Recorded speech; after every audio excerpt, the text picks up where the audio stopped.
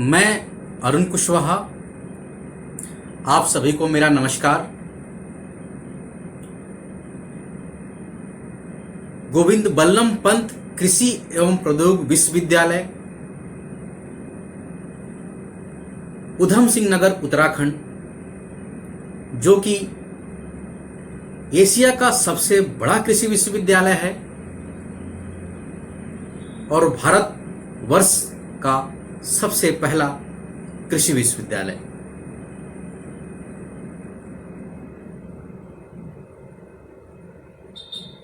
जनसंख्या निरंतर बढ़ोतरी के कारण अन्न की भारी कमी होने लगी,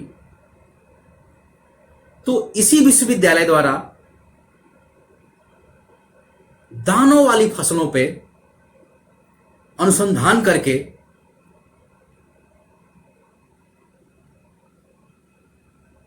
ऐसी ऐसी प्रजातियों का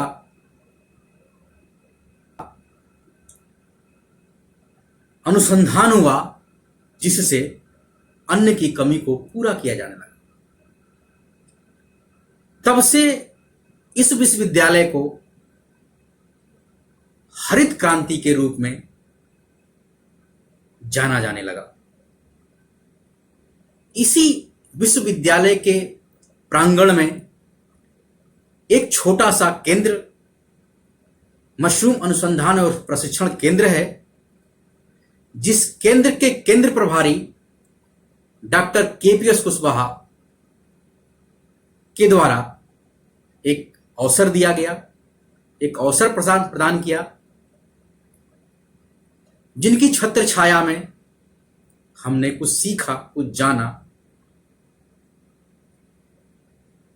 उसी ज्ञान को आप लोगों के बीच में थ्योरी के माध्यम से प्रस्तुत किया। बहुत सारे उस थ्योरी में आपके मन में क्वेश्चंस आए हुए होंगे। उस प्रश्न का, उस क्वेश्चंस का उत्तर आपको फिल्म प्रदर्शन के माध्यम से कोशिश करेंगे कि आपको मिल जाए और अपना डिंगरी मशरूम की बुआई से कटाई तक की पूरी जानकारी आपको मिल जाए, ताकि आप अपनी आय को बढ़ा सकें, अपनी आर्थिक स्थिति को सुधार सकें और आप स्वस्थ रह सकें। तो आगे प्रस्तुत है डिंगरी मशरूम की फिल्म प्रदर्शन की एक झलक।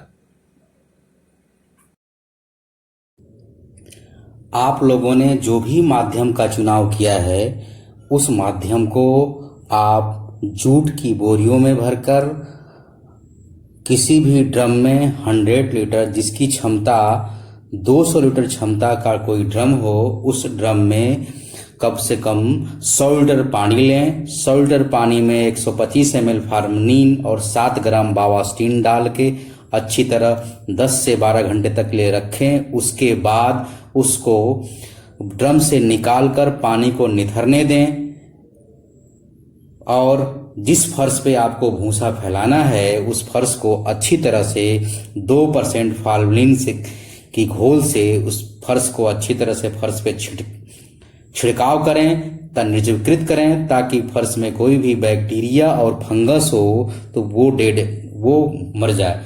फिर तत्पश्चात उसके ऊपर भूसे को अच्छी तरह से फैलाएं, इतना फैलाएं ताकि वो बारीक और पतला हो जाए।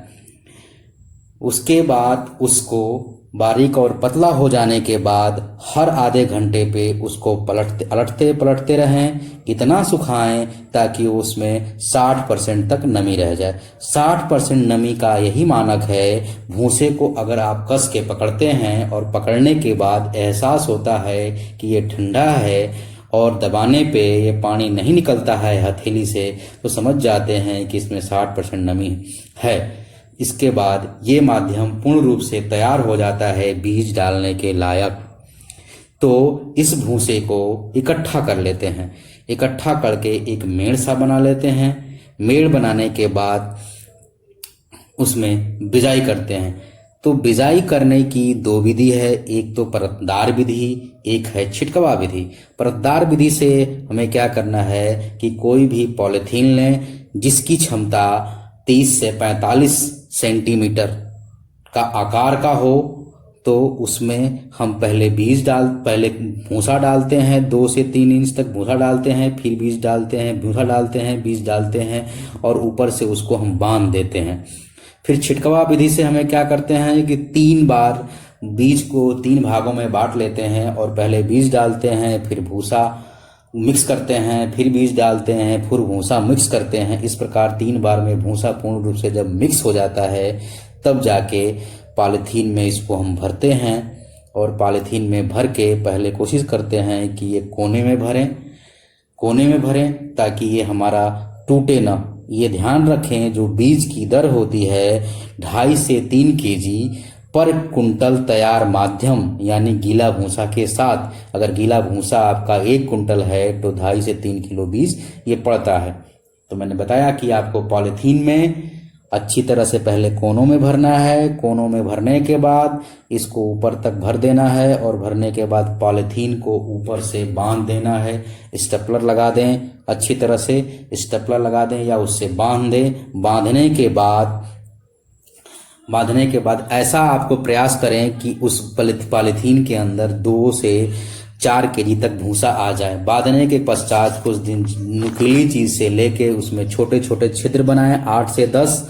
फिर उसके बाद उसको जब आपका पूरा बैग तैयार हो जाता है, नुकेला छिद्र कर देते हैं, तब इस बैग को अपने फसल कक्ष में ले जाएं। फसल कक्ष को 2% फार्मलिन से उपचारित कर दें ताकि उसमें कोई बैक्टीरिया और फंगस न रहे। 2 दिन तक बंद रखें। फिर बंद रखने के बाद उसमें आप बैग को आप लटका भी सकते हैं। दूसरा जो है आप उसको रैक्स पे भी रख सकते हैं।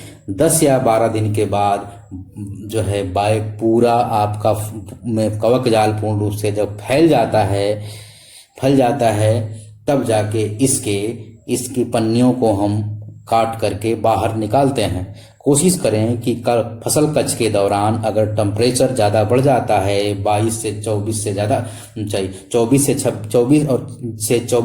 26 डिग्री सेंटीग्रेड से ज़्यादा हो जाता है तो आप दीवारों पे पानी और फर्श पे पानी डाल के उसकी टेम्परेचर को और आर्द्रता को कम कर सकते हैं।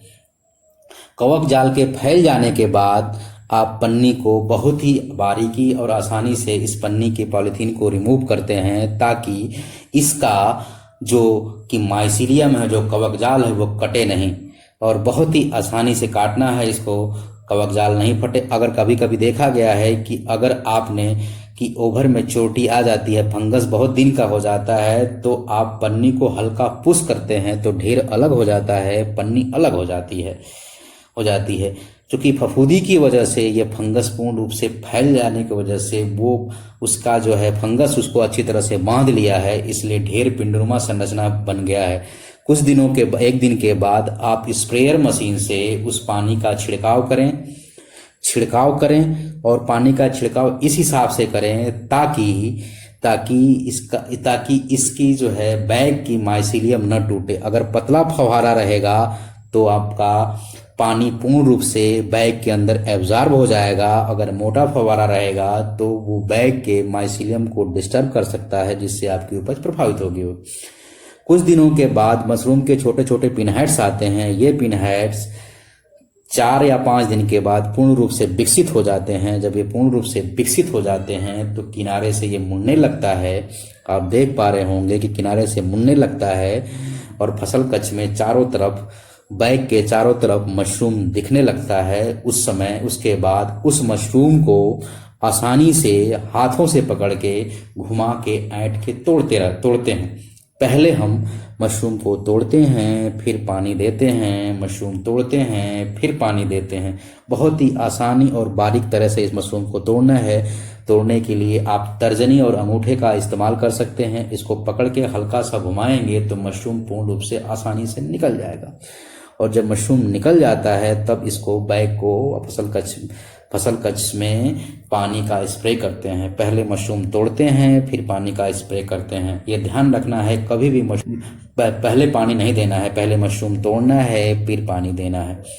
कुछ मशरूम को जब आप तुड़ाई कर लें, मशरूम की तुड़ाई करने के बाद उसकी सफाई करके 200 ग्राम, 500 ग्राम या 250 ग्राम की थैलियों में पैक करके बाजार में बेचें। इस फसल की जो अवधि होती है 60 से 65 दिन की होती है और इसकी उपज जो होती है लगभग 1 किलो सूखा भूसा में 700 ग्राम तक होता है।